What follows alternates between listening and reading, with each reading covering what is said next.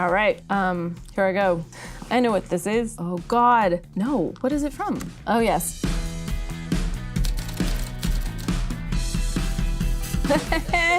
I know what this is. It's like a crime scene in my pants. That's in No Strings Attached, directed by Mr. Ivan Reitman, written by Miss Liz Merriweather, starring Natalie Portman. It's like a crime scene in my pants. I think this is the first thing I ever did with Natalie. I feel connected to her. I love her. I love her in May, December. Oh my God. She's so brilliant and such a beautiful artist and also such a brilliant human being. Like, her mind is luminous. Anyway, I remember really loving this. Mindy Kaling was also in all these scenes with us, and it was really fun. I'd never done anything like that before, and it was great. All right, here I go. Humans only have one ending. Ideas live forever. That is Margot and Rhea Perlman talking at the end of Barbie. You understand that humans only have one ending. Ideas live forever. The thing that was first sort of terrifying but also interesting was there is no character, there is no story. I think by its very nature, it's a doll, it's an inanimate object that shouldn't have a story because it is there to be projected onto. The first thing that I thought about was the fact that my mom didn't like Barbie. My mom was one of those moms that was looked a little askance at Barbie, and I loved Barbie, of course. Even starting with that's story. That's a conversation between generations. I think Margot's performance in this movie is, I'm biased, I think it's extraordinary, and I also think it's deceptive because she makes it look so effortless, like who Barbie is. But this idea that you would be able to play a doll that has absolutely no interior life or desires and then become human, I mean, that's a hat trick. It's the dream as a filmmaker, but then when it actually happens, it's overwhelming. And the weekend it opened, because I live in New York, and I went around to different theaters and checked the volume and checked the projection because I'm neurotic. I saw like lines of people and people dressed up in pink, men, women, kids, everyone dressing up in pink, and no one told them to do that. That was a spontaneous thing. It was this overwhelming feeling of like, oh, it belongs to them. It doesn't belong to me, it belongs to them. And they wanted to dress up. I'll never have that experience again, and but I'm very grateful that I had it. Okay. Oh yes.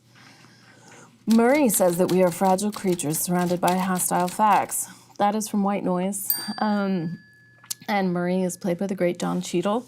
And we're in the grocery store, which is also in the film and also in the book sort of a metaphor for the bardo, like the Tibetan place between life and death. Murray says that we are fragile creatures surrounded by hostile facts. It's like the most fun thing because you get to give over to it. I loved acting in this, and I miss it in general because I think the way I understand writing or directing or any of it is I feel most alive in it when I'm getting to do all of it in different ways, and so I feel like it's part of who I am. So I think I hopefully keep getting opportunities to act because I think it helps all of it feel coherent to me, making things.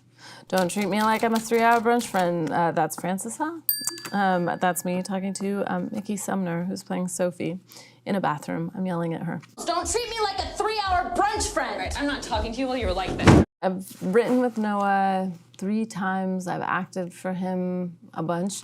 I mean, I love working with him and acting. It's only fun. The reason I wanted to write Barbie with him was because we hadn't actually properly written together since Mistress America, and I thought we'll have the best time. And then we did. We usually end up being very much on the same page. Okay? Different things can be sad. It's not all war. That was from Lady Bird. Different things can be sad. It's not all war. I adore Saoirse. Yeah, or Timothy, either. I got to work with both of them again, and I hope I get to work with both of them again in the future. Saoirse, I just actually got to see her 2 nights ago. 2 nights ago, we were at an event, and she saw me across the room, and then I think we spent the rest of the night holding each other. We love each other. She's such an extraordinary talent, but also I feel like a kind of like a mother hen. Now, here are the nominees for Best Picture. I woke up in the morning to hearing about it. Beanie Feldstein called me and said, I will meet you at John and Vinny's. So I met Beanie Feldstein at John and Vinny's and had a soft scramble, and she brought me a giant bag of Cheetos, which is my favorite item of food.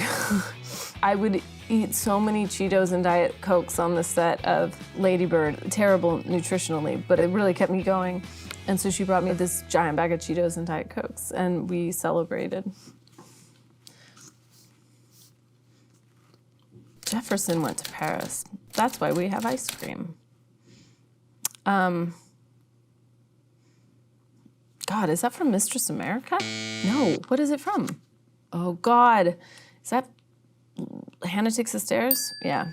Jefferson went to Paris. That's right. He was, that's why we have ice cream. That's a deep cut. That's a long time ago. That would have been an improvised line. We wrote the characters and we wrote the scenarios, but then there was so much improvisation. But I can definitely see myself saying that, and that is not surprising to me. I really was able to make kind of messy, wonderful learning art and work with people who were also, figuring it out and defining their styles. And I met a lot of really, people who are still close friends of mine. I'm so sick of people saying that love is just all a woman is fit for. Saoirse Ronan in Little Women. And I'm so sick of people saying that love is just all a woman is fit for. It was an adaptation of, obviously, the Louisa May Alcott's book, but the way I approached it is because it had been adapted for screen before, and beautifully so, for many different generations. The way I approached it was sort of twofold. I tried to read almost as much as I could of what Louisa May Alcott had written just in general, of other things, of letters, of other books, of stories, and actually this line is from a different book. It's not from Little Women, but it is from her writing. She didn't want Joe March to end up married. That was not what she wanted for her character, but she realized that that was the thing that needed to happen. Her publisher told her, book sales. It's not something where I set out like, I would like to make movies about ladies. It's more that I write what's interesting and compelling to me, and then they happen to often be about ladies. And in a way, it feels like, because I work intuitively, it almost sometimes feels like a surprise to me that I've done it again. I like women. I think they're just marvelous. I like men too. I think I'm always interested in the interior lives of women.